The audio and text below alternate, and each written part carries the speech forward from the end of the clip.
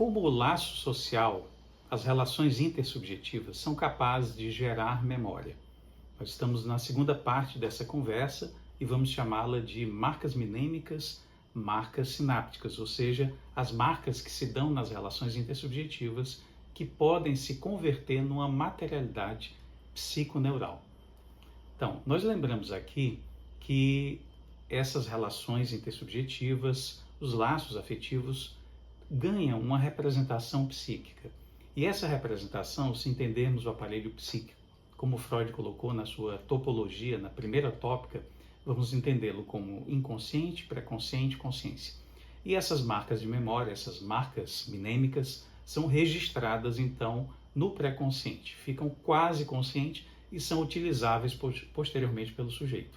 Então, as marcas mnêmicas têm um correlato aí com a topologia do pré-consciente, mas podem se tornar inconscientes se forem reprimidas e podem ser reinvestidas e recolocadas topologicamente no pré-consciente, até mesmo até a consciência. Então, significa dizer que essas experiências, esses registros mnêmicos, eles podem ser, digamos assim, reutilizados. Esse repertório, que a gente chama repertório léxico-afetivo, ele pode ser reinvestido, então.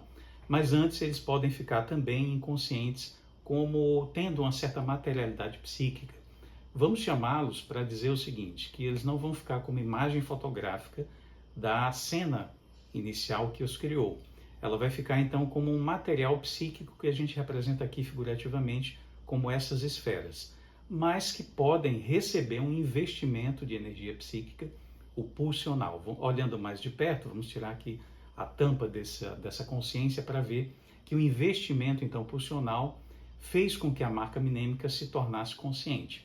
Essa esfera aqui brilhante, ela indica o investimento pulsional sobre a marca mnêmica. E ela se torna, então, consciente. Então, é assim que a gente podia entender que os investimentos pré-conscientes se tornariam conscientes e poderiam ser enriquecidos cada vez mais pelas relações intersubjetivas. Mas o que a gente tem de relação entre essa esfera brilhante aí, que a gente colocou como uma representação do material psíquico, e essa relação como fotografada, digamos, de uma cena, de uma cena intersubjetiva? Provavelmente o que fica lá é algo a mais em algumas coisas, em alguns aspectos, em alguns caracteres, e algo a menos, ou seja, é uma lembrança meio turvada, meio nebulosa da cena primária. O registro mnêmico ele não é exatamente a representação imediata, instantânea, digamos assim, idêntica àquela em que o registro ocorreu originalmente. Então, algo é perdido e algo é ganho. Nós podemos ter memórias falsas atreladas a essa memória original também. Na visão kleiniana, a gente tem dificuldade de falar de uma topologia, porque Melanie Klein trabalhou com bebês e crianças muito pequenas, e o registro que se dava lá era no campo do que Lacan foi chamando depois de registro imaginário. Então, o que é que ela definia? Duas posições psíquicas, a chamada posição esquizoparanoide e a chamada posição depressiva, que dependeria da visão que o bebê teria do objeto mãe. A relação com essa mãe poderia ser uma relação com o objeto parcial, devido à compreensão, ou digamos assim, à abóbada de percepção do bebê, a sua visão, seu campo visual, perceptual e, portanto, também de registro mnêmico seria muito parcial, um objeto parcial. E essa mãe, então, poderia ser dividida numa mãe boa e uma mãe má, ou um seio bom e um seio mau, e essas representações constituiriam para o bebê aquela psique ainda fragmentada. As cenas podem ser várias, registros de uma mãe que atende às necessidades do bebê imediatamente, uma mãe boa, idealizada, digamos assim, extremamente amada e extremamente capaz de atender imediatamente às necessidades do bebê, ou uma mãe que não é capaz de fazer isso imediatamente e é vista como uma mãe ou um objeto parcial ruim. E aí ele vai ser negado ou para ele serão projetadas todos os conteúdos negativos do bebê. São projetados nessa mãe má. A partir de um dado momento, esse objeto é visto como único, a mãe é vista como objeto psíquico único, e o contraditório dessas relações, desses afetos do bebê, fica aparecendo de uma forma, digamos, violenta, porque na posição depressiva, em que a mãe é um objeto único, é tido como objeto psíquico único, o bebê agora lembra-se, digamos assim, de que desejou coisas ruins ou quis projetar dentro dele coisas ruins, se sente culpado, digamos, tem uma experiência de culpa, e isso foi chamado por Melanie Klein como a posição depressiva. Lacan fez uma crítica a essa ideia, porque nós não temos aí uma topologia propriamente dita, nem um sujeito que teria sido atravessado pela linguagem. A topologia lacaniana é bastante complexa, então a gente vai deixar isso para um próximo momento. Mas desse primeiro registro poderíamos falar do que ele mencionou no grafo do desejo, no seu primeiro andar. Então, aonde é representado o imaginário, é onde ele toma, portanto, a possibilidade de fazer a crítica, né, do pensamento kleiniano. Esse primeiro registro aqui, a gente vai tirar essa partezinha de baixo para mostrar que nós temos a relação primeva entre a mãe e o bebê, a mãe como tesouro de significantes, o bebê como uma criança mítica, ainda não atravessada pela linguagem. Quando a criança é atravessada pela linguagem, ele passou a representá-la por esse S barrado, que aí é o início, digamos, da constituição subjetiva, atravessada por uma linguagem estrangeira, a língua da mãe, e a sua própria língua não. Sabemos pela neurociência hoje que realmente no primeiro ano de vida, a criança, o bebê, ele tem uma plasticidade muito grande de aquisição de linguagem. Após isso, ele se torna mais especialista numa língua que é a língua da sua cultura, não é? Mas nós estamos falando aqui de um outro tipo de língua, da língua psíquica, um léxico afetivo. Essas relações mais simbólicas que ingressam o bebê, portanto, na visão kleiniana, não, na visão lacaniana, no mundo simbólico, né, no mundo que seria mais pertencente ao mundo da neurose, né, isso se dá posteriormente, né? Muito bem, então a partir daí a gente poderia entender que a linguagem favorece o desenvolvimento da subjetividade e, portanto, as relações intersubjetivas constroem um sujeito através delas. Esse sujeito vai ser como que essa gema representada aqui nessa estrutura psíquica, com um potencial, que é essa cúpula mais transparente, e essa cúpula vermelha interna, essa gema que nasce, é uma gema do sujeito crescente, né, nascente e crescente, através dessas relações intersubjetivas, que se dão por diversas cores nas relações, os afetos e suas cores, suas características, seus caracteres diversas sejam essas relações intersubjetivas.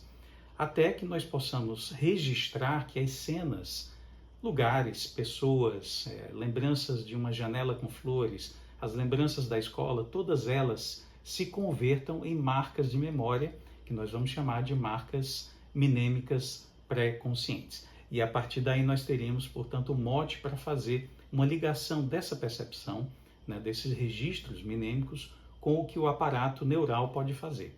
Então, a partir daí a gente lembra que existe uma plasticidade sináptica, ou seja, os neurônios nas suas relações sinápticas, né, eles podem sofrer modificações em que há um favorecimento de uma sinapse versus a outra e, eventualmente, até mesmo crescimento de sinapses novas. Isso vai determinar que haja uma facilitação da sinapse de curta duração, de curto prazo, de curto termo, ou de longa duração ou longo termo. Então é disso que a gente vai falar agora, retirando aqui desse córtex cerebral um neurônio que a gente chama de neurônio piramidal, e vamos lembrar dessas partes do neurônio, né? Nós temos os dendritos num dos terminais, numa das extremidades, o corpo celular onde fica o núcleo da célula, onde ocorre a síntese de proteína, onde está o DNA, a parte central é o cérebro do neurônio, não é? O axônio, que seria o maior prolongamento dele, que às vezes pode ter vários centímetros, em uma via neural, e a outra extremidade, que são os terminais. Então, do corpo celular para esses terminais é a direção usual da sinapse. Então, a transmissão vai se dar a partir dos terminais desse neurônio para os dendritos, né? Ou seja, para a outra extremidade do neurônio seguinte. Então, vamos representar isso, os neurônios aqui amarelo e azul, e fazendo aqui esse recorte, puxamos a sinapse dos dois. Do neurônio amarelo, nós temos o terminal sináptico com as vesículas e o neurotransmissor, que é a 5-HT, ou 5-hidroxitriptamina, mais conhecida como serotonina. Na outra extremidade, nós vamos ter o outro neurônio com os seus receptores para esse neurotransmissor. É exatamente esse lugar que pode sofrer uma plasticidade sináptica, ou seja, pode sofrer modificações que sejam favorecidas para uma das sinapses. Mas voltando aqui à imagem anterior, esse neurônio, que a gente chama de piramidal, ele pode chegar a fazer 10.000 sinapses. Então, se todas elas fossem ativadas simultaneamente, nós teríamos quase que um colapso geral do sistema nervoso. Então, é preciso que algumas sejam favorecidas, o que garante uma certa especificidade sináptica, ou seja, dos raminhos dos neurônios na sua conexão com certas vias neuronais, a montante, ou seja, a jusante, ou seja, que vem após a sinapse, não é? E que possam garantir, portanto, o armazenamento de memória. Então, seguindo aqui um pouco mais adiante, nós temos a chamada facilitação de curto tempo ou curto prazo, né?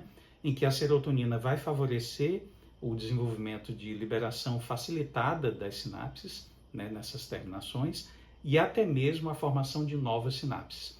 Nessas sinapses que ainda não houve, digamos assim, o desenvolvimento de novas sinapses, mas as primeiras sinapses onde há facilitação, ocorre um recrutamento de proteínas que são importantes na comunicação dentro do próprio neurônio.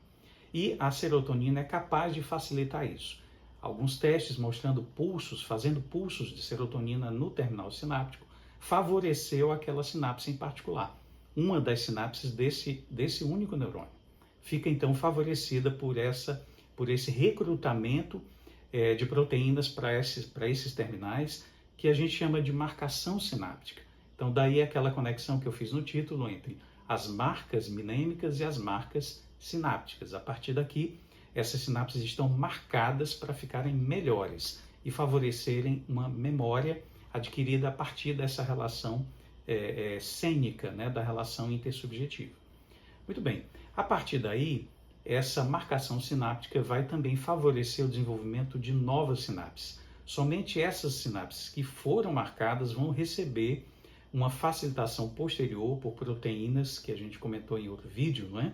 Que são capazes de transportar fosfato e ativar certas vias intracelulares. Somente essas que foram marcadas podem receber esse benefício adicional e novas sinapses vão ser formadas e assim a gente consegue determinar a formação de memória de longo prazo.